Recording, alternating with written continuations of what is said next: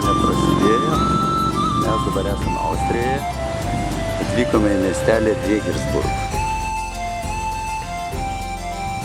Mažas gražus miestelis.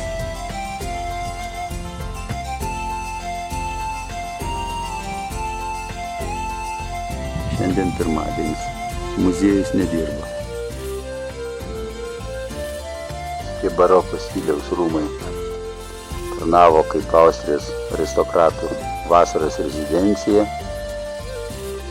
kadangi jie įsikūrė labai patogioje vietoje, pakelyje tarp Prahos ir Vienos. Ir čia dažnai vykdavo įvairūs pokyliai. Dažnai apsistodavo imperatorienė Marija Tereza, vykdama pakeliui, kadangi rūmai yra tik 8 kilometrai nuo Čekijos sienos. Šiuo metu yra vis dar veikianti dvaro virtuvė, viduje labai gražūs baldai.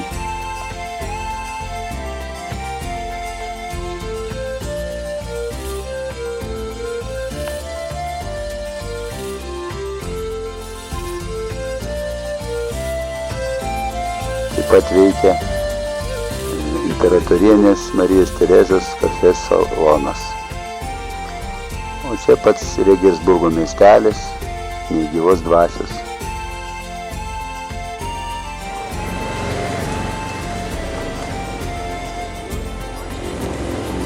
Спасибо. Считай, скану.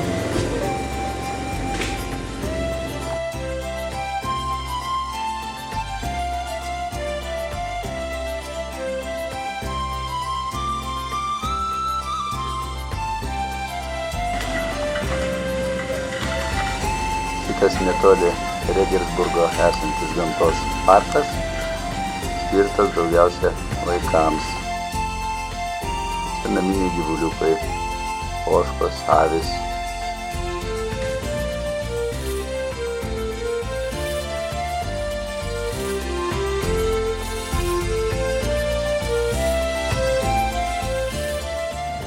Mes atvykome į Melką.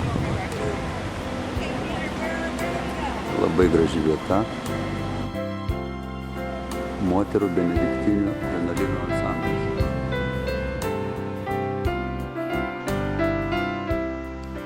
Tai vienas iš puikiausių Europos baroko pastatų ant Dunojaus kranto.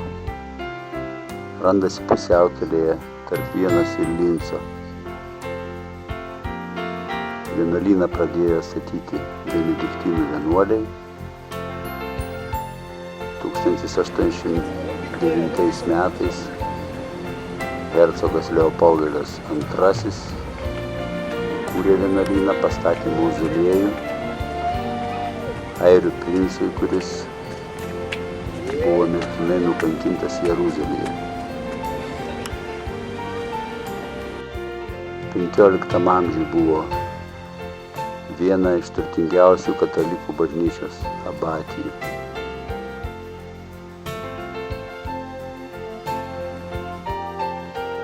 XVII amžiuje per Osmanų antpuolį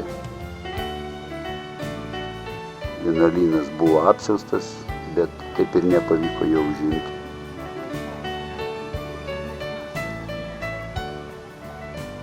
O 1700 metais buvo ankstesnė tvirtovė nugriauta ir pastatytas vienuolynas toks, koks jis dabar yra. Čia vakaras Melkė ant Dunojaus kranto.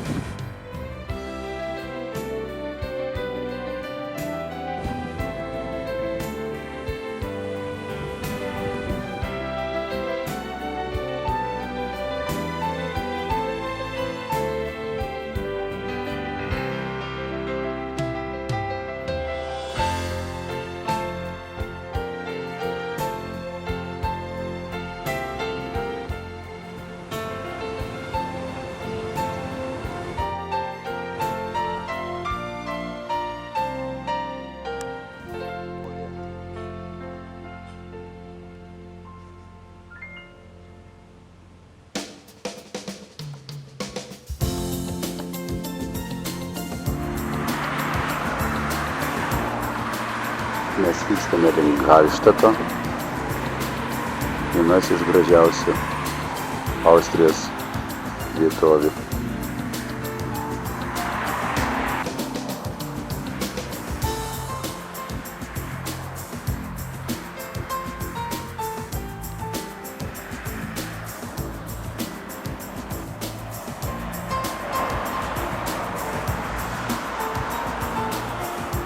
Pakeliui į Hallstatą jau prasidėjo kalnai, Alpės. Čia sustojom atsigert kavos.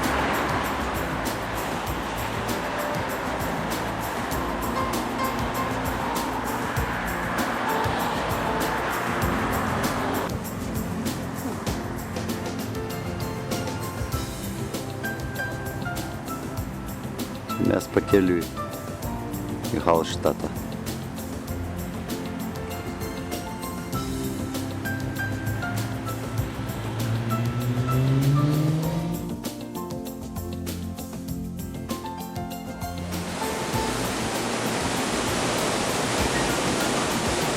Prieš teka vos ne ant namų stogų gyvena.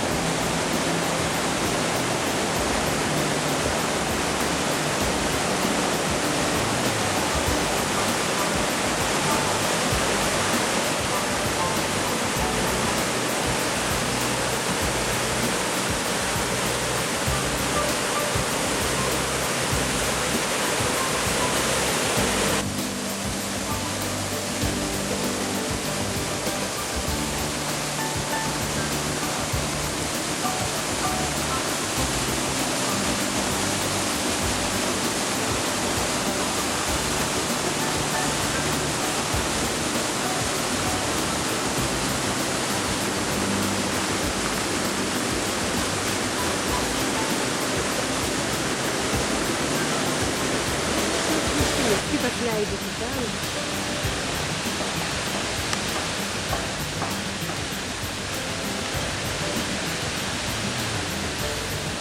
Kitas panosis įsileidai. Ne, irgi įsileidai. Ant tokių uogų baiškimus gali. Hallstatas įsikūręs prie Hallstatter Zėje ežero. Jame gyvena nepilnas 1000 gyventojų. Iki XIX amžiaus pabaigos Hallstatą buvo galima pasiekti tik tai laivu arba siauru taku.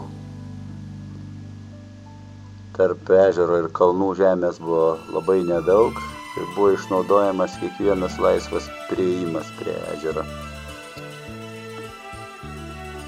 Privažiavimas tarp namų ant upės kranto buvo laivu arba viršutinės kelio dalies.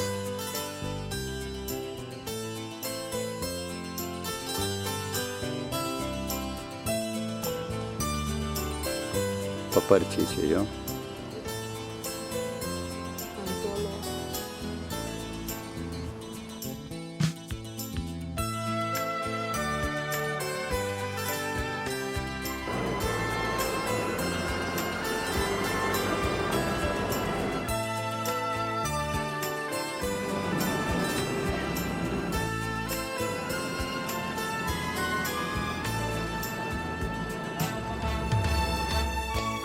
Hallstatas vadinamas civilizacijos lopšiu. Kai senovės Roma buvo dar tik nedidelis kaimelis, Hallstatas jau atrodė kaip viena svarbiausių pasaulio gyvenviečių.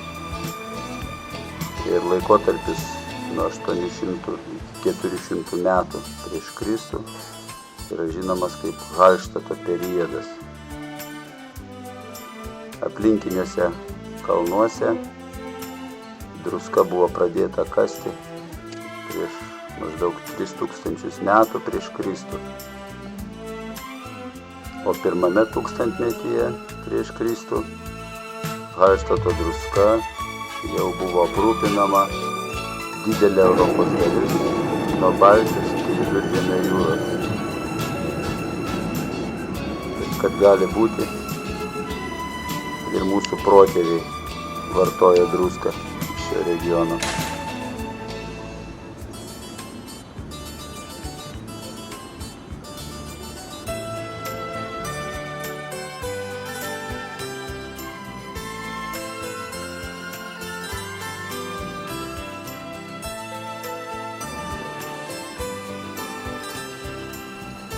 Čia pagrindinė miestelio gatvė. Joje įsikūrė mažos rankų darbo suvenyrų krautuvėlės, jaukios kavinukės. 1998 metais Hallštatas ir jo apylinkės buvo įtraukti į pasaulio paveldo sąrašą. Čia kriaušės ir mandarinai.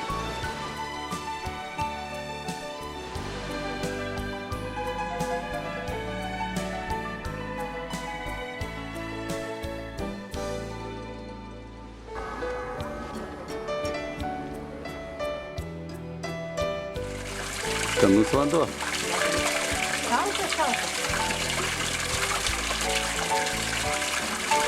Vykstame į Zalcburgą. Čia vaizdai pakeliui vykstant į Zalcburgą.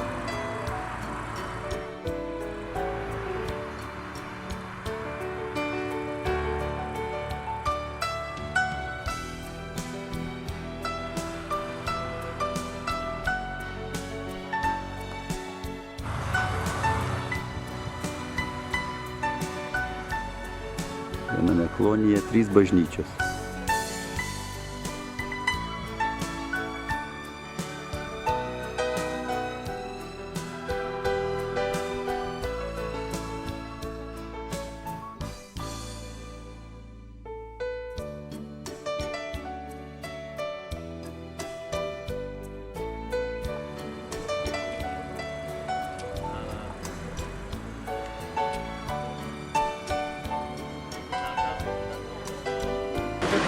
Mes atvykom į Zalcburgą.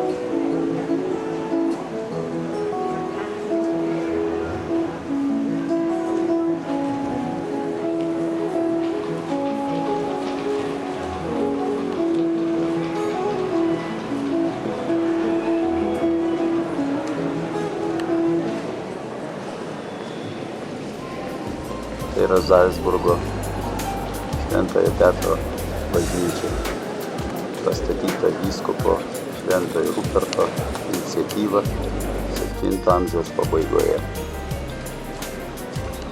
Šioje bažnyčioje vargonais skambino ir Mocartas.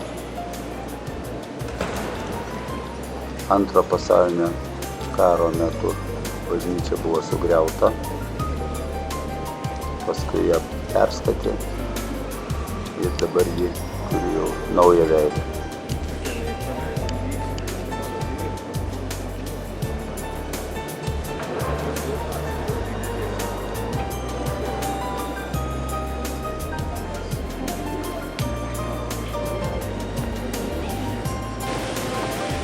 Ta fontana tokia.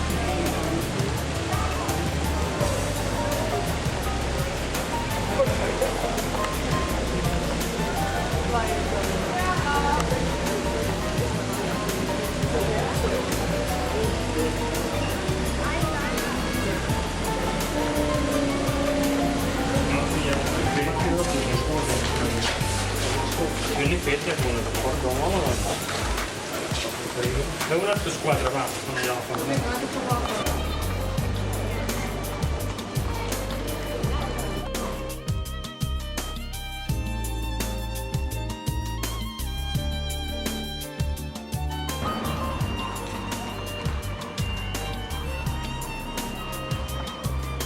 Zalcburgo pilis. Ši tvirtovė sėkmingai saugojo miestą daugiau negu 900 metų.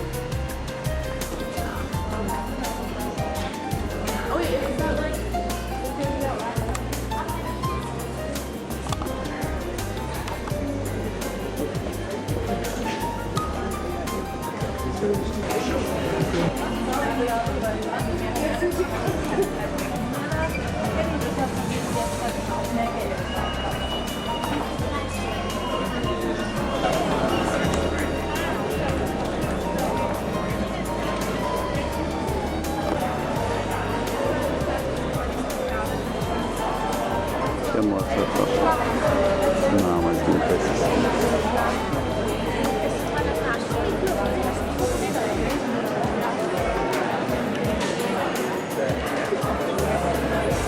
Trečio aukšto langas atidarytas jo.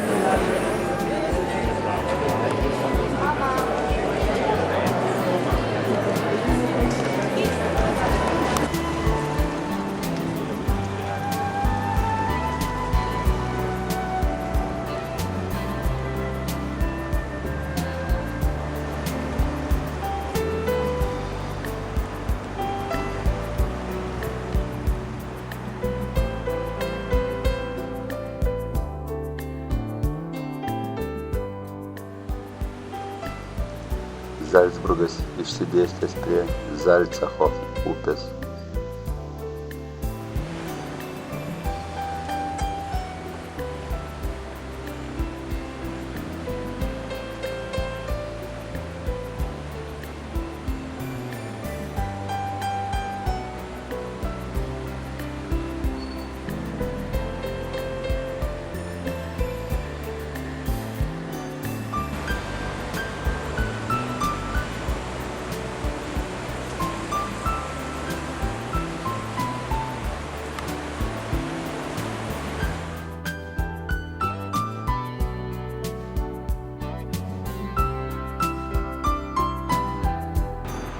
Mes vykstam į Verpeną, o dabar vykstame į Hohenwerfeno pilį. Pilis stovi aukštai virš Austrijos miesto Verfeno, Zalcacho upės slėnyje ir yra apie 40 km pietus nuo Zalcburgo. Pilis buvo pastatyta 1078 metais ant 155 metrų aukščio uolos. Pradžioje tai buvo paprasta pilis iš plytų, vėliau ji buvo perstatyta ir tuo daugiausia rūpinosi Zalcburgo arkivyskupas. Valstiečių karo metu 16 amžiuje pilis buvo labai smarkiai sudeginta, suniokota, bet dėl Turkijos antpuolių grėsmės ji buvo vėl renovuota. Pagerintas, sustiprintas pilies kiemas. Prieš karą pilis vėl smarkiai apdegė, o vokiečiai 38 metais ją uždarė. Ir po karo pilis buvo pradžioje naudojama kaip policijos mokymo centras, buvo Zalcburgo žemės nuosavybė, o nuo 87 metų jau naudojama turizmo reikmėm.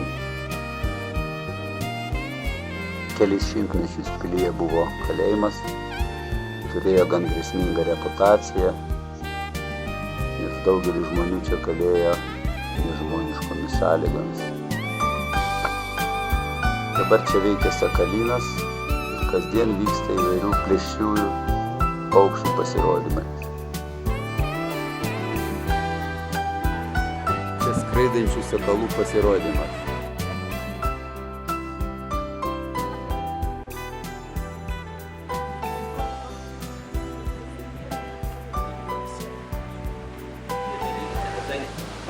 europäische Seeadler Männchen, der da hinaussehen. Hier kommt er, startet gleich. Das können wir in Jagd. Hier kommt der Seeadler wieder zurück. Michi, Seeadler. Vielleicht können wir diese Jagdtechnik zeigen. Da haben wir ganz verschiedene Adler im Luft.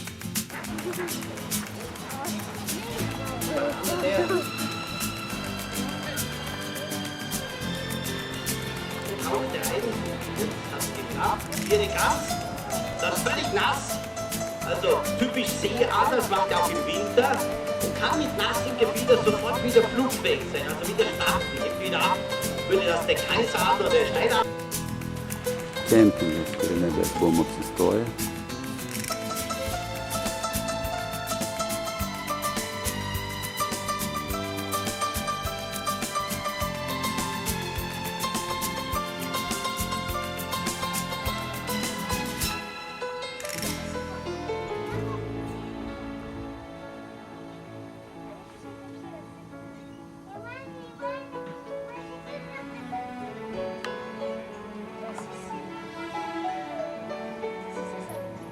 Vaizdas prie mūsų kempingo.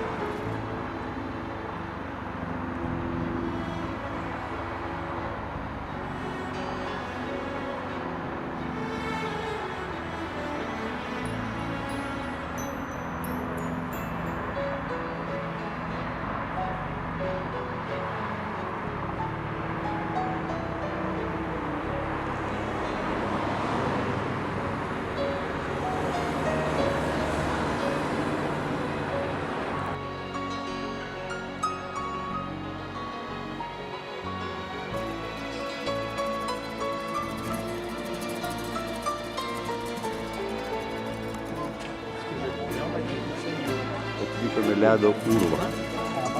Vadinasi, Eisrydženių vėl. Čia laukiam kelto.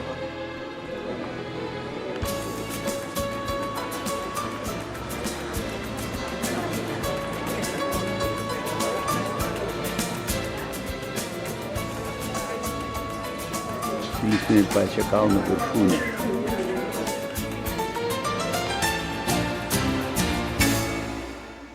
Tai didžiausias ledo urvas Europoje. Požeminiai tuneliai su galerijomis tęsiasi daugiau negu 42 kilometrus. Ir tik mažoji šito labirinto dalis yra skirta turistams. Vos tik įžengus į urvą pasitinka 30 metrų aukščio ledo siena. Laiptais ją įveikus prasideda uolų, urvų labirintai. Ten švilpauja šalti vėjai. Tunelių sienos padengtos storu ledo sluoksniu. Nuo viršaus kabo įspūdingi, didžiuliai, lediniai stalaktitai, stalagmitai. Tokio dydžio, kad niekur neteko tokių matyti. Vietomis galima pamatyti įspūdingus ledo kupolus, sustingusius kalnų krioklius ir įvairius kitokius keistus ledo darinius.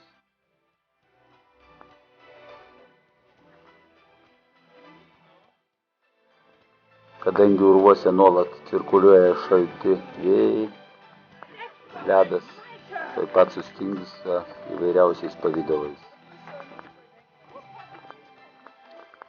Ledo urvas yra 1500 metrų virš jūros lygio.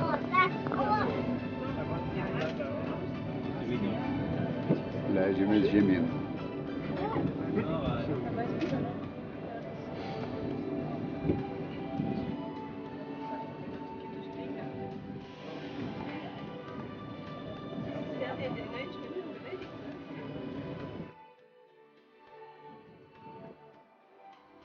Čia tipiškas austriškas slėnis.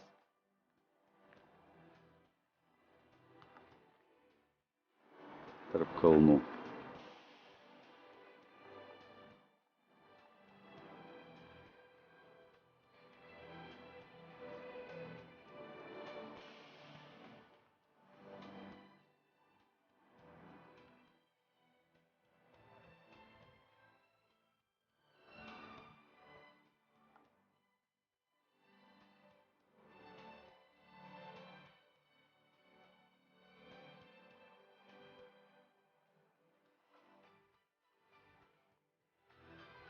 Iš Sel Anzėje kempingo išvykstame į Kaprūną Kitzenstorm kalnas.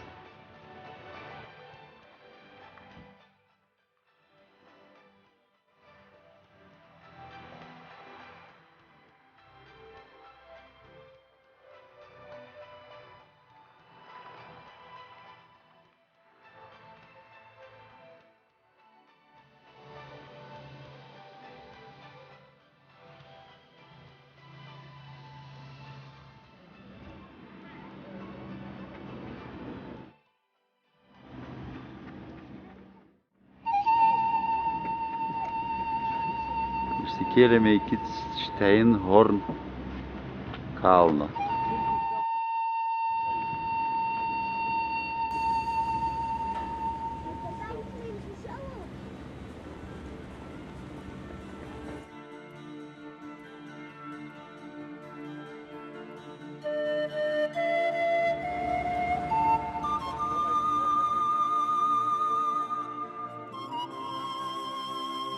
Aukščiau jau tik tai sniegas ir rūkas.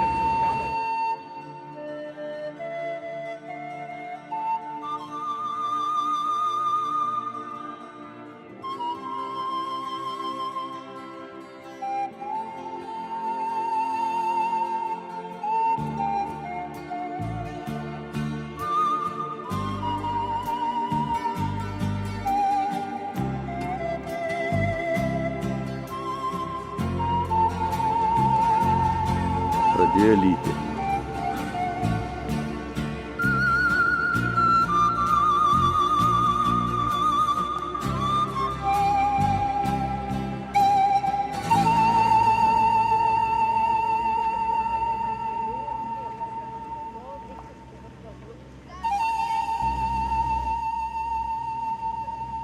Dviračių pėsčiųjų trasos.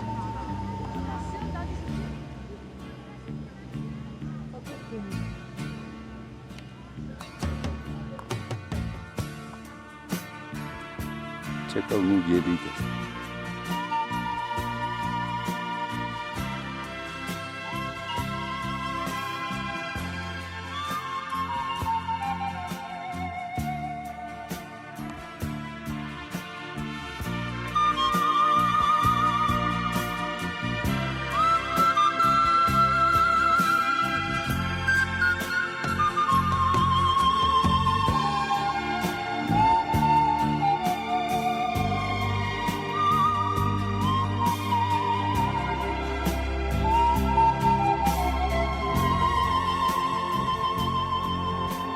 Čia pakilom dar aukščiau.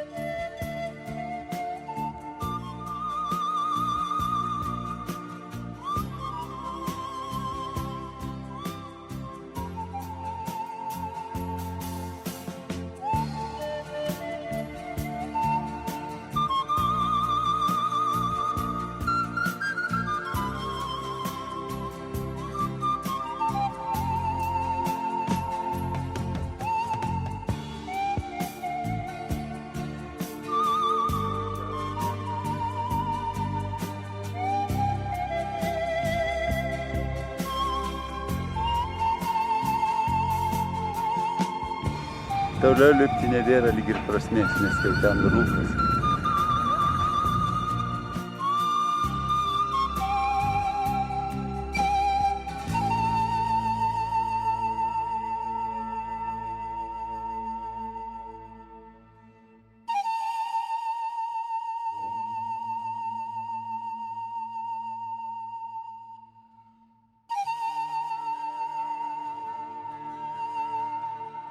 Nusileidę nuo Kitzsteinhorn viršūnės leidėmės prie Zygmunt krioklio.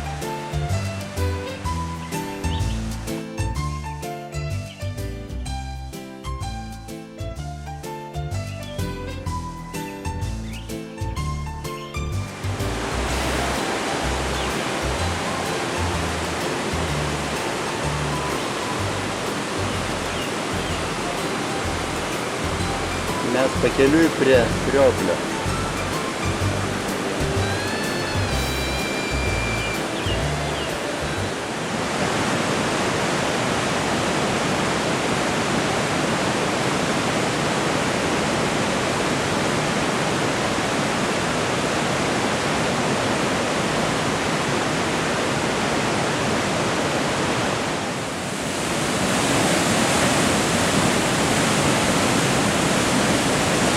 Vietovė susiformavo maždaug prieš 14 000 metų, kai Kaprūno slėnis buvo paveiktas galingo ledyno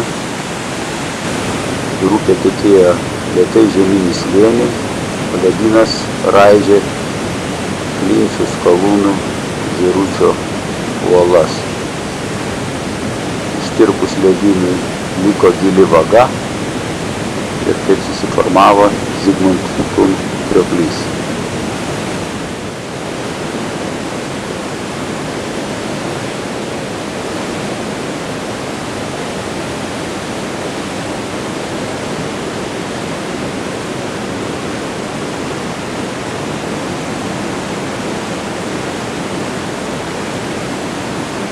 Tarpeklis gavo savo dabartinį pavadinimą nuo Zalcburgo gubernatoriaus Zygmunt Graf von Thun.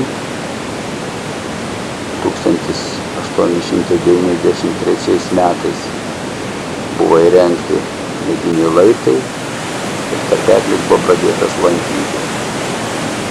O 1934 metais jis buvo paskelbtas gamtos paminklu.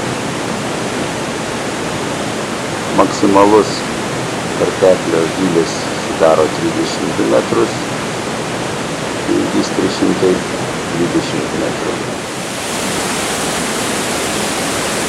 Pats krioklys lieka daug ženklų ant kovų, krantų, uolienų paviršių bei gilias sienas.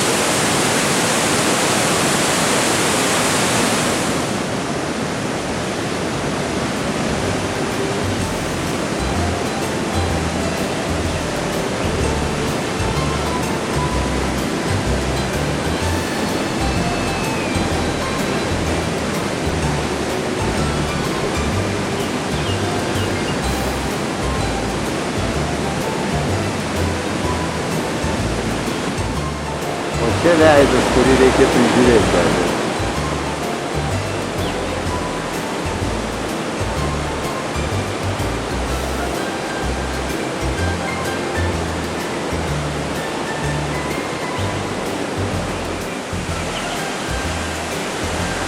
O čia užtvanka ir krioklio pradžia.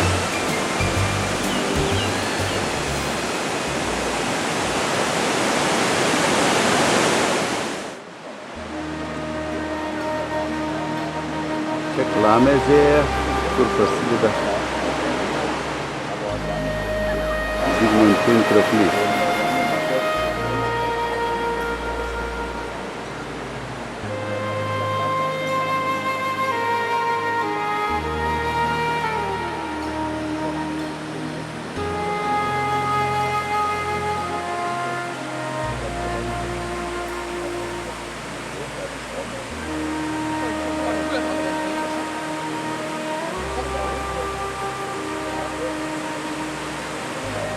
Oras pasikeitė, mes vykstame prie Rimlerio krioklio.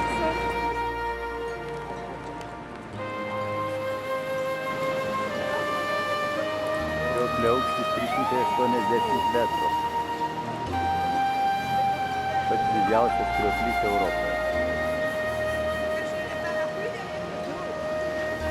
Krioklys sudarytas iš 3 pusiau horizontalių kaskadų, kurių pirmoji siekia 140 metrų, vidurinė 100 metrų ir apatinė 140 metrų. Tarpusavį kaskados susijungusios šėlstančio vandens slenksčiais.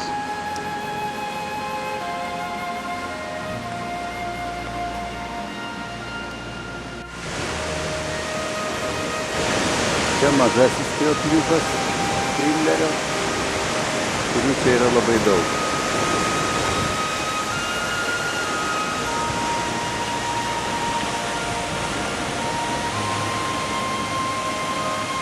Čia didysis.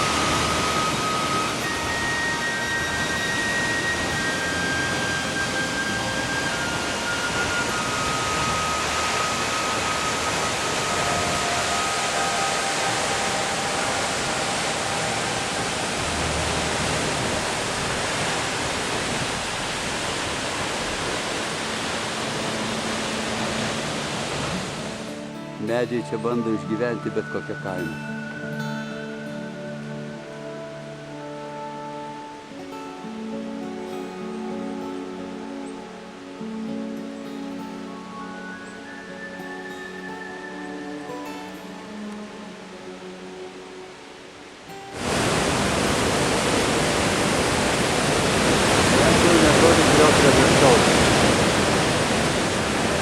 Priklausoma nuo sezono, vanduo čia teka nuo 500 iki 600 tūkstančių kubinių metrų per sekundę greičiu.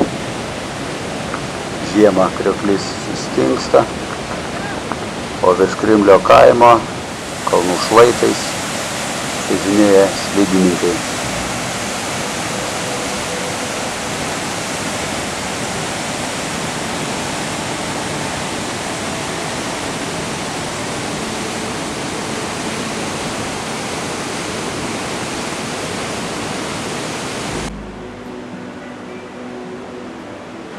Pagaliau pasimatė krioklio viršūnė ir jo pradžia.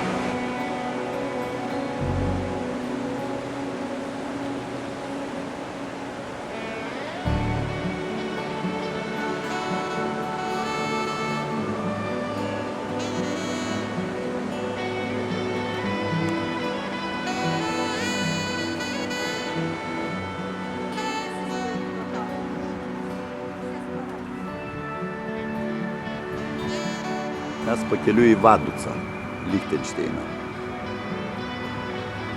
Čia sustojame papietauti už Innsbruko. Labai gražios vietos.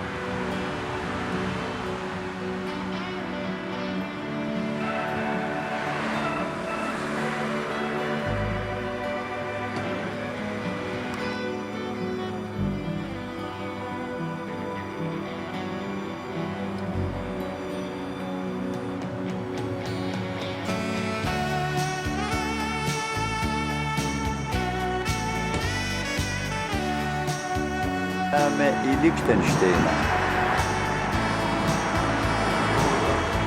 Čia esame prie jų sostinės Vaduco.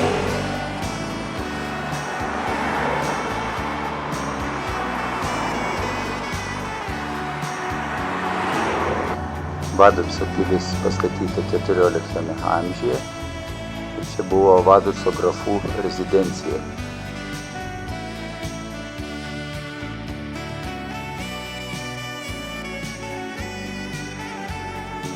Dangoraižių nėra.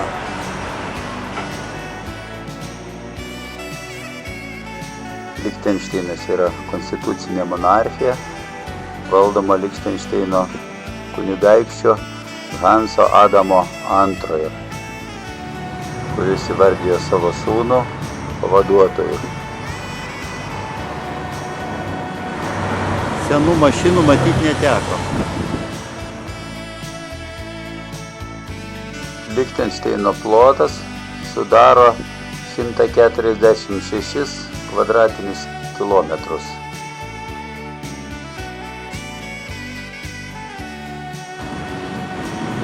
Čia jau viena centrinių aikščių Kaiserplatz.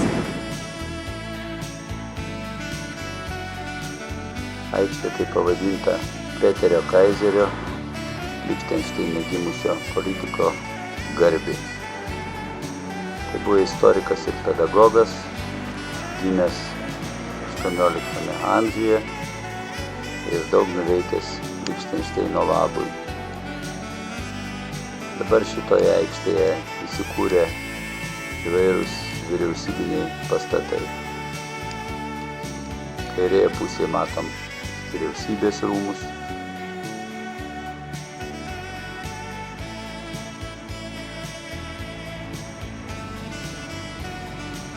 Čia šiuolaikinis parlamento pastatas, pastatytas jau po 2000 metų.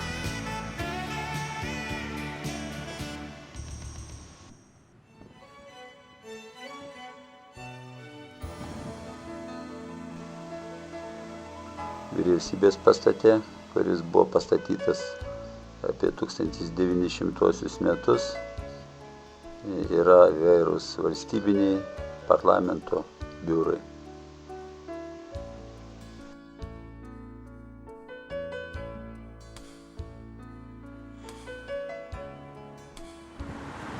Muzikos mokykla kompozitoriaus Regenbergo.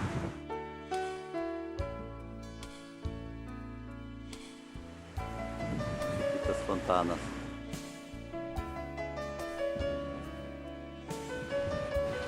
Čia Madona su kūdikiu, prie įėjimo į bažnyčią.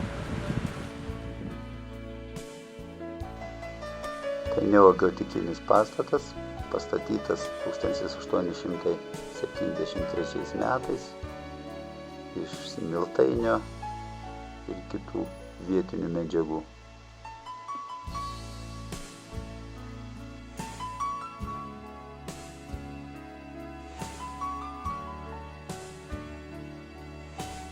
Bažnyčia, kuri remontuojama.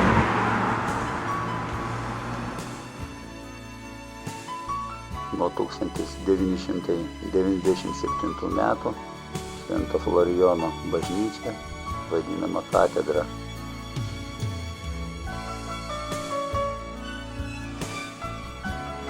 Viskas labai išpuoselėta.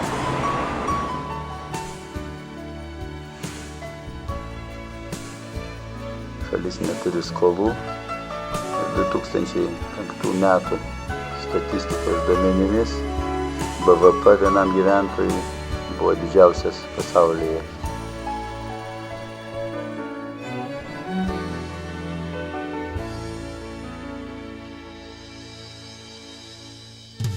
Vykstame atgal į Innsbruką.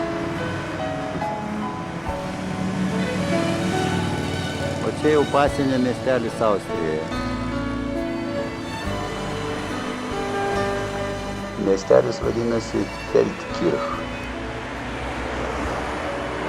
Vaizdai nuostabiai gražūs.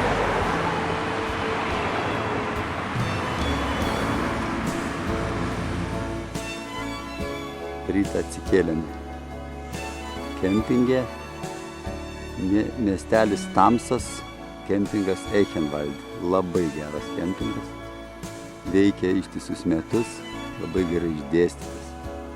Labai gražus vaizdai. Yra apie 40 km nuo Innsbruko.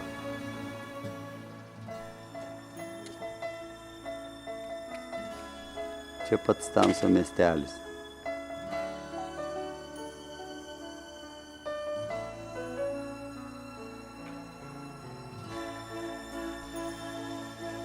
Tamso kurortas pirmiausia garsėja savo cistersų vienuolynu. Taip pat yra kelios mokyklos, švietimo įstaigos, parapijos bažnyčia.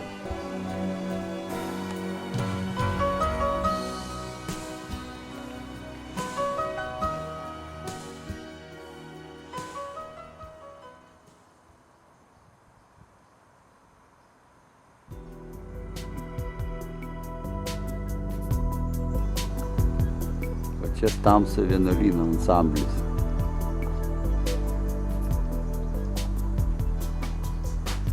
Didžiulis vienuolynas ir viduje muziejus.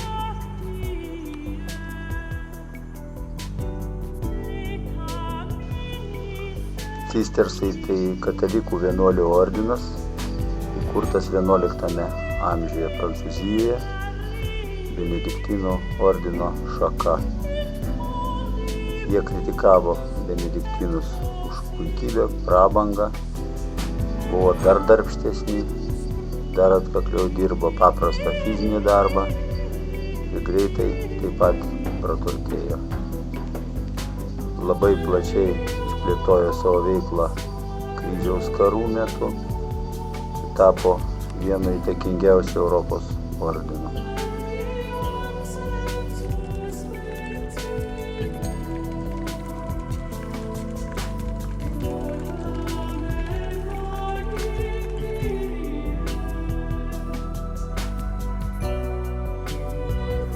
Jau vienuolyno kiemas ir ūkiniai pastatai.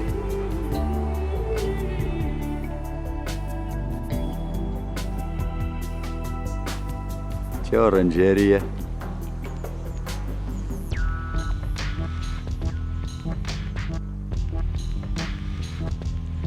Šiuolaikinės skulptūros kartu su senom.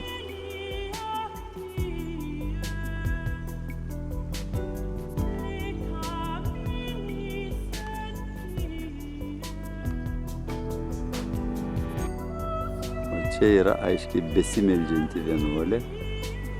Neaišku, kokios rasės.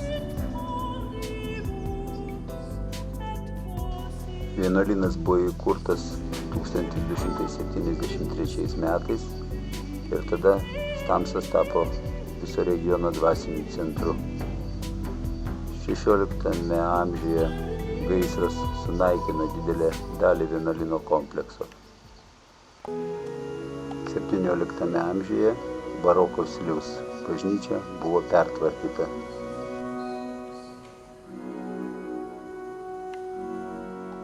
XIX amžiuje vienuolynas buvo uždarytas, bet po to vėl leista jam veikti. Kairėje bažnyčios pusėje sakykla, kurioje atvaizduotas nukryžiavimas ir Marija su kūdikiu.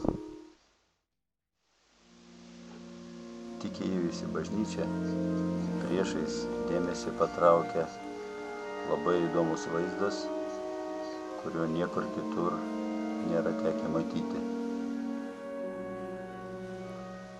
Tai žemiau grindų lygio esantis vienas svarbiausių Tirolio valdovų kapas kripta.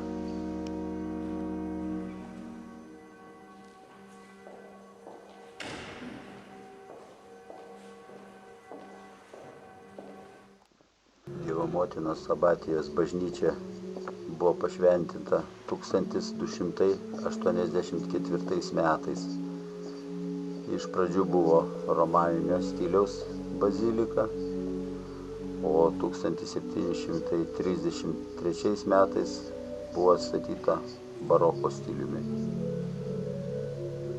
Navos skliautas, paveikslai vaizduoja scenas iš Marijos gyvenimą.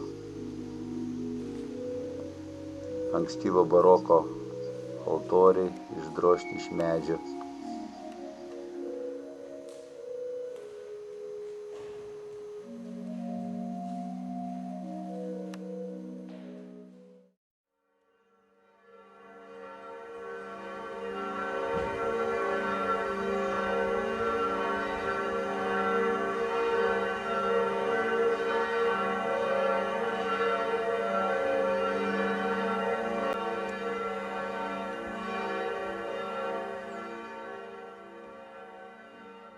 Mes Innsbruke. Žmonės čia aiškiai neskuba gyventi. Stalai pritaikyti miegojimui.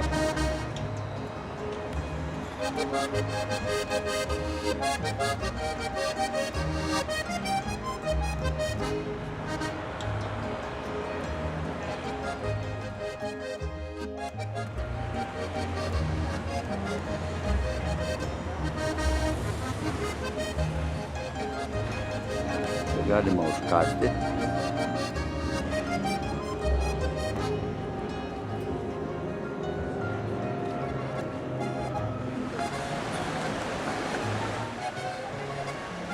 Miestas išsidėstęs prie Ino upės ir pats jo pavadinimas Innsbruck vokiškai reiškia tiltas per Iną.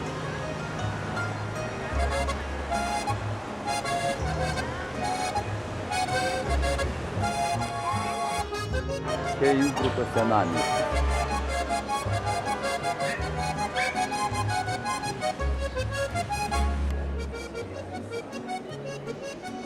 Nuo 1420 metų Innsbrukas Tirolio sostinė. Labai gražūs balkonai.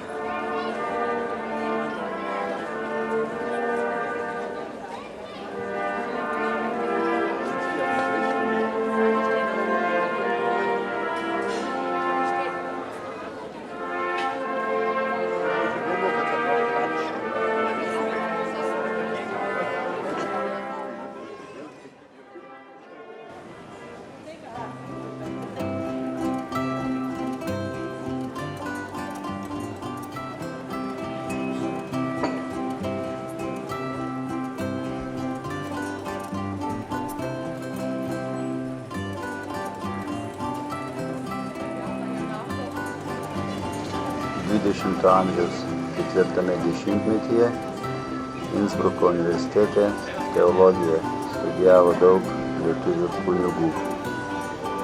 44 metų vasarą, baigiantis Antrajam pasauliniam karui, Innsbruke gyveno apie 800 lietuvių, kurių dauguma traukėsi iš bombarduojamos Vienos. 45 metų pavasarį mieste įkurta lietuviška parapija. Innsbruke veikė 46 metų pabaigoje sudarytos Austrijos lietuvių tarybos buveinė. Nuo 45 metų iki 49 metų Innsbruko universitete 29 lietuviams suteiktas daktaro laipsnis. Veikė lietuvių studentų sambūris Lituanija. Apie 50 metus dauguma lietuvių išvyko į Jungtines Amerikos valstijas. 80 metais Innsbruke buvo surengta Europos lietuvių studijų savaitė.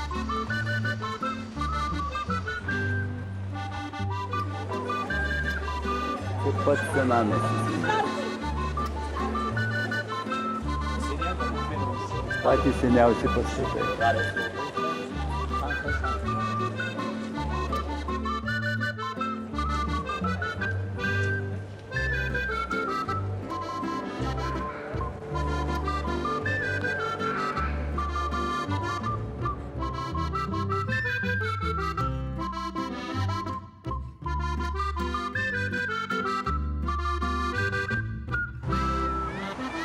Mes vykstame Großglocknerio, aukščiausio Austrijos kalno kryptimi.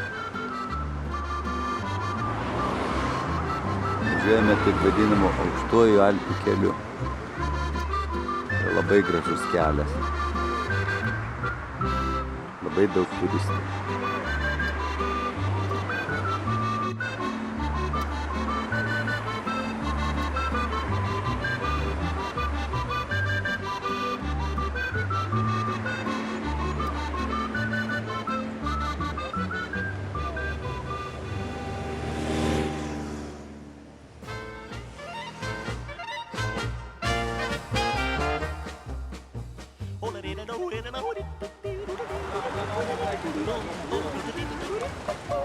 Mes važiuojam aukštųjų Alpių keliu.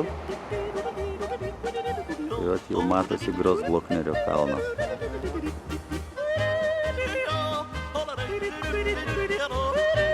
Grosglokneris yra ne tik aukščiausia Austrijos viršūnė, 3798 metrai.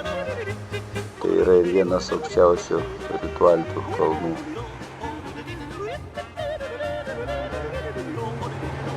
Matosi, kaip sniegas tirpsta. Grosglokneris yra antras Europoje pagal santykinį aukštį, kai matuojama ne nuo jūros lygio, o nuo kalno papėdės. Jį lenkia tik aukščiausias Alpių kalnas Mont Blancas.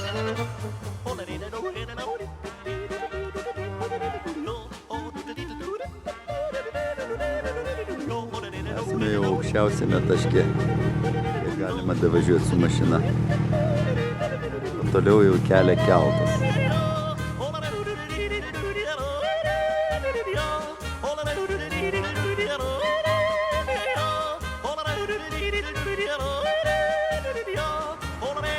Čia kelias, kuriuo atvažiavome.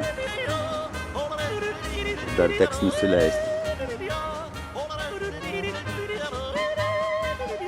Tai vadinamas Grosgloknerio Alpių kelias.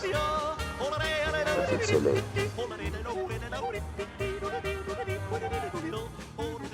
Paminklas tiems, kurie žuvo statydami šitą kelią.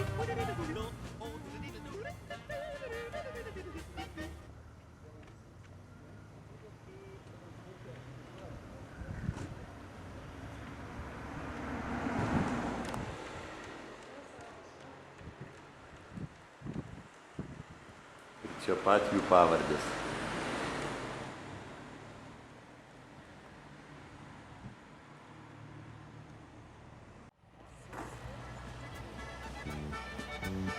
Keturiasdešimt 8 kilometrų ilgio kalnų kelias pakyla į 2571 metrų aukštį ir vingiuoja tolyn stačiais Austrijos Alpių šlaitais iki pat Edelveisio viršūnės, kurioje dabar esame.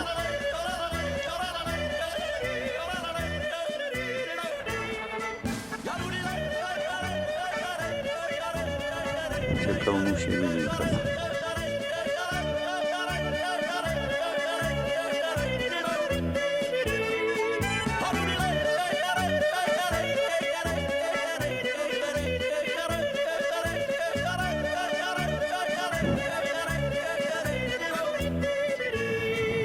Saulė ir čia pat jau vėl rūkas ir šalta. Važiuojančio keliu nuobodžiauti tikrai nėra kada, nes vaizdai labai įspūdingi.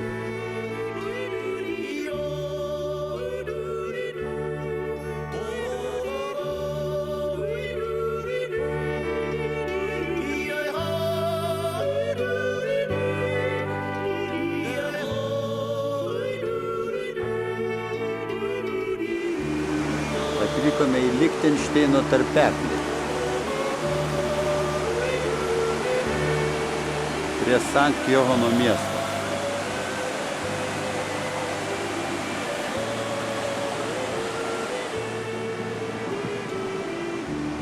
Lichtenšteino tarpeklis randasi apie 50 km nuo Zalcburgo.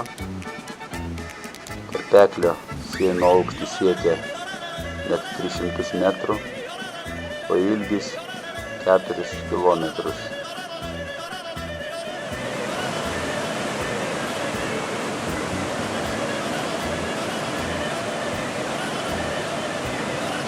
Lankytojams tarpeklis prieinamas nuo 1876 metų.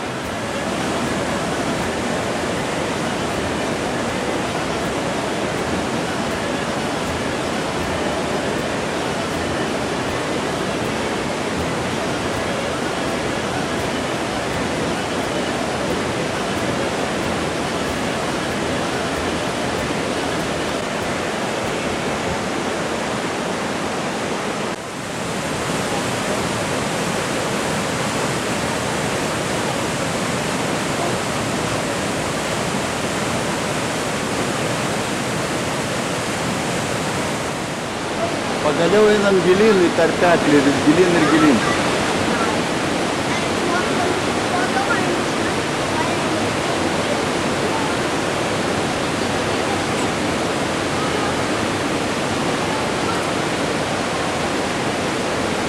Įrengta trasa veda per 60 metrų ilgio Gross-Adler-Ache tunelį. Tarpeklės sienos čia skilusios svaiginančiai vertikaliai ir tarp jų yra išsiplėtusios bedugnės daubos su kietomis kalcio uolomis.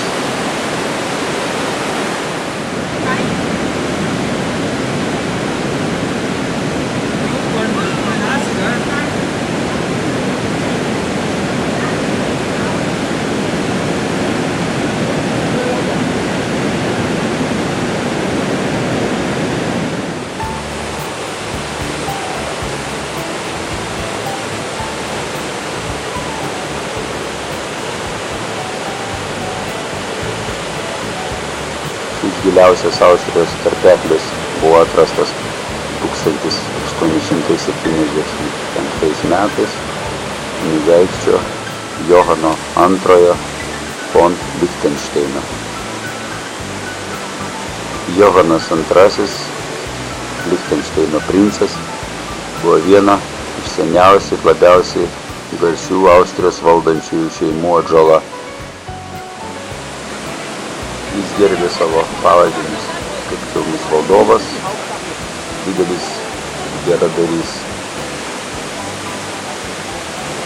Turtinga ir įtakinga ši giminė pagarsėjo tuo, kad daug prisidėjo prie Austrijos gerovės. Nežiūrinti tai, kad buvo labai turtingas, princas gyveno paprastą ir nuošalų gyvenimą.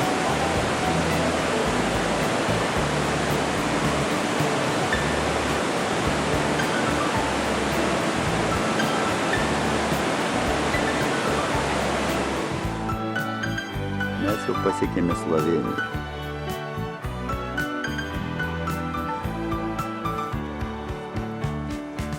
Taip, dabar ruošiamės gerti kavą.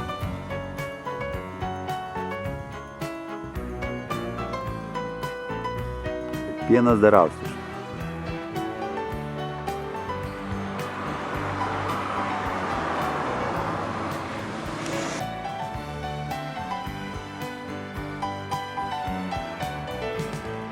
Važiuojame Slovėnijoje Sočios upės slėnį. Link labai gražus gamtovaizdis.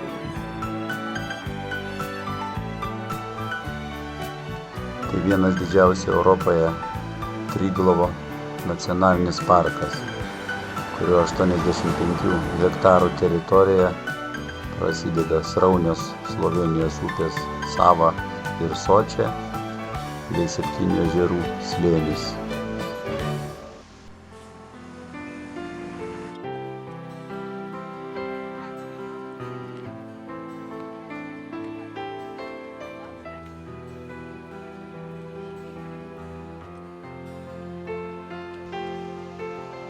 Sočios upės, kurios slėniu dabar keliaujame, ilgis yra 140 km. Įteka iš Trento slėnio Julijaus Alpėse, pro aukščiausią Slovėnijos kalną Triglovą 2864 metrų per vakarų Slovėniją ir šiaurės rytų Italiją.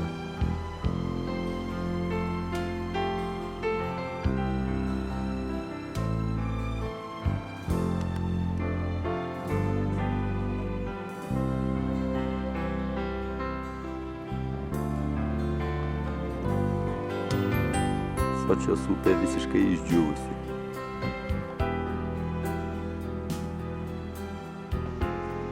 Slovėnijoje Sočią kartais vadina smaragdinę gražuolę dėl ryškiai žalio vandens. Deja, upė šiuo metu labai išdžiūvusi ir mums to neteko įsitikinti.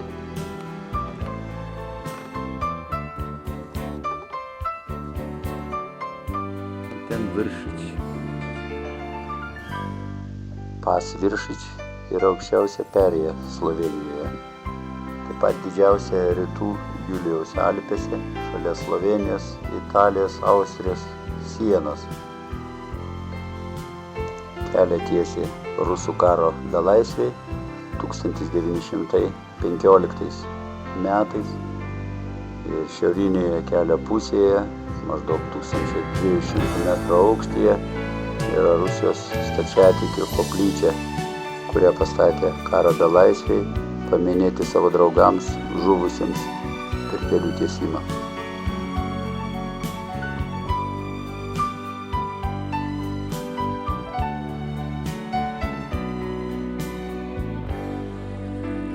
Čia paminklas slovėnų poetui Julijus Kuk.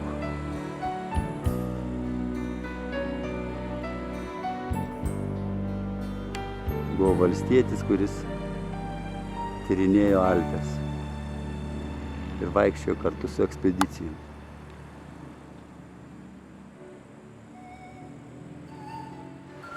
Čia srauni kalnų upė rugpjūčio mėnesį.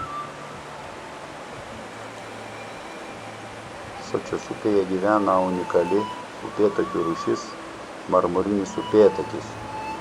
Deja, jiems gresia išnykimas dėl introdukuotų kitų upėtakių rūšių.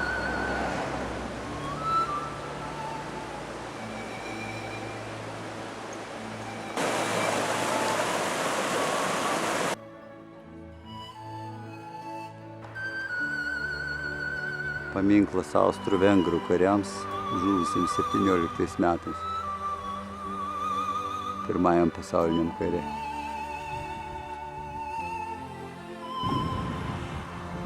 O čia pačios kapinės.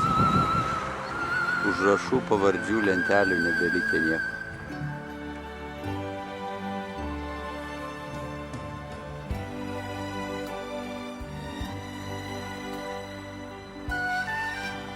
Mes jau netoli Italijos sienos.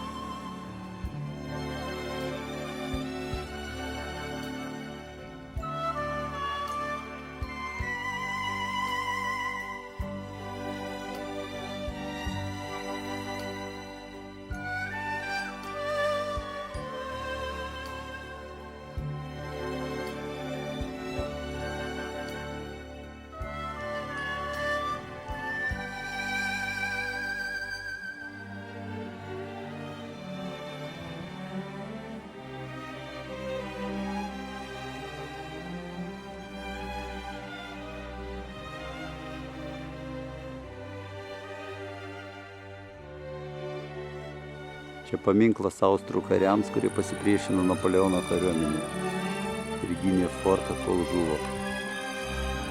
Jie čia ir palaidoti.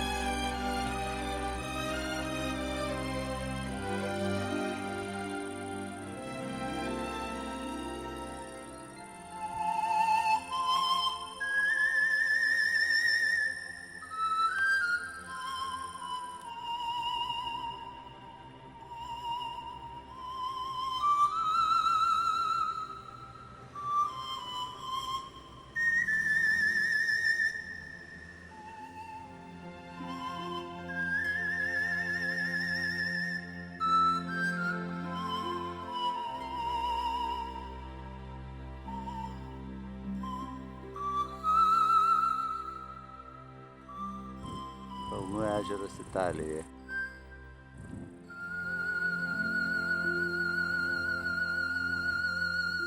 Plaukiančių daug, valtinius, besimaudančių mažai. Bet vanduo šaltas.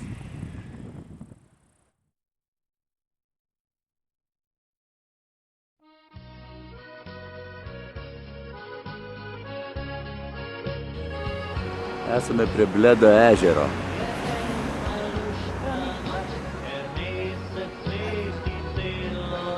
Pokliuko pilis.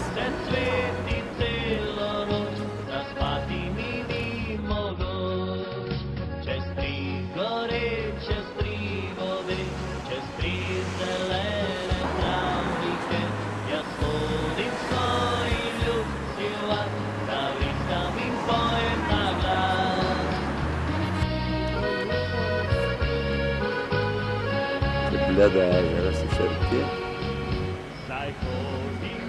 Ta bažnytėlė savoje, kurie dažniausiai atvirukuose važiuojama.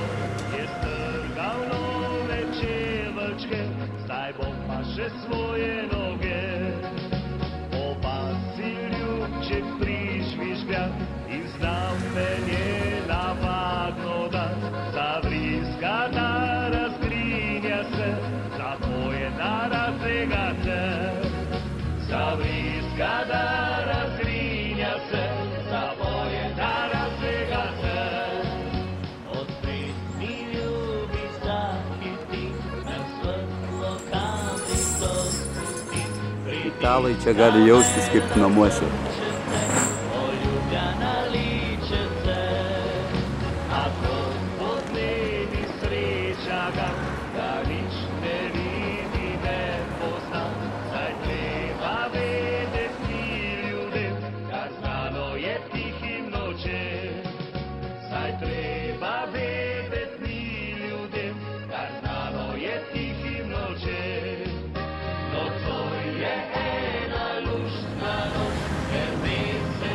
Mes vėl toj pačioj kavinėje, kurioje buvome prieš 13 metų.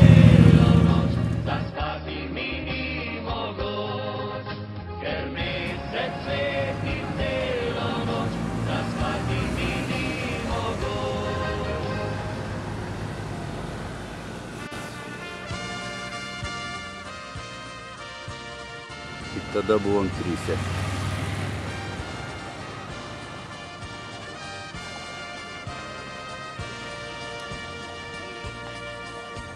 Gaila, kad šis fontanas dabar neveikia.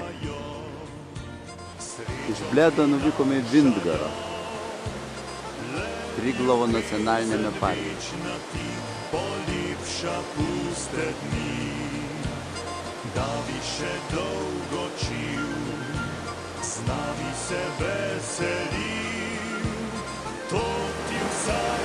Vindgaro tarpeklis yra vienas įdomiausių gamtos reiškinių Slovenijoje. Jis randasi visiškai netoli nuo Bledo, tai apie 3,5 kilometro.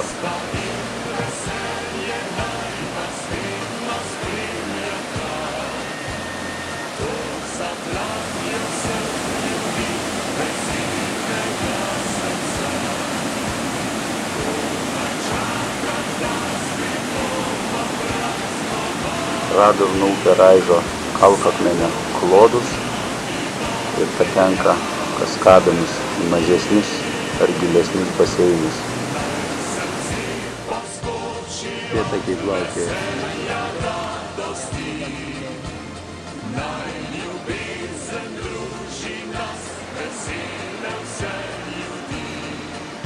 Vanduo yra ledinis, mėlynai žalias ir krištolo skaidrumo.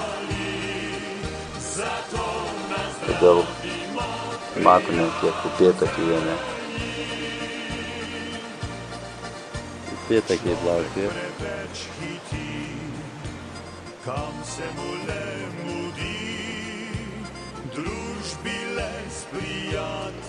Vindgaro tarpeklis baigėsi ties Šumo kriopliu, kuris yra aukščiausias upės krioklys Slovenijoje. Vanduo čia krenta iš 26 metrų aukščio.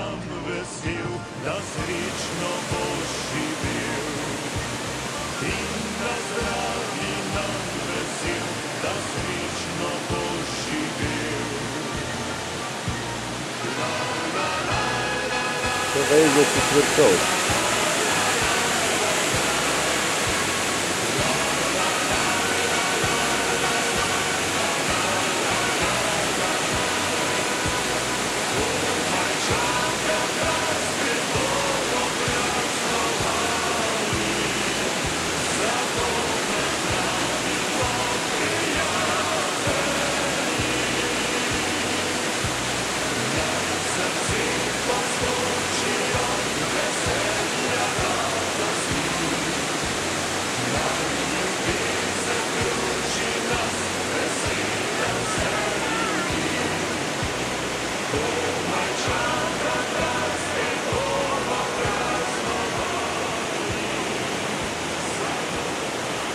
Čia yra kempingas prie Graco, kuriame mes apsistojame.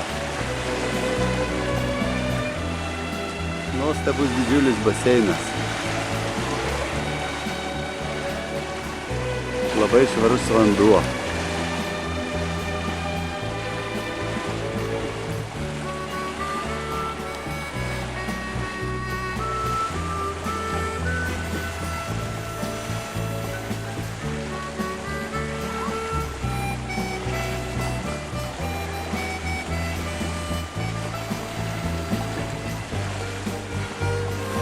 Vanduo mėlynas.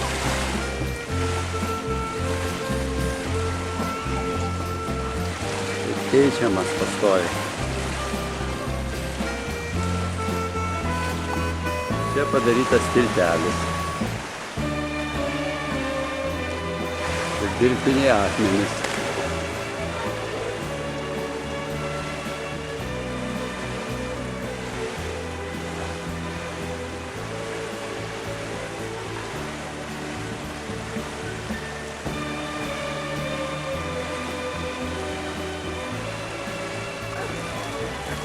Vanduo labai šaltas. Mes vykstame per Čekiją. Šitoje vietoje vyko Austerlico mūšis.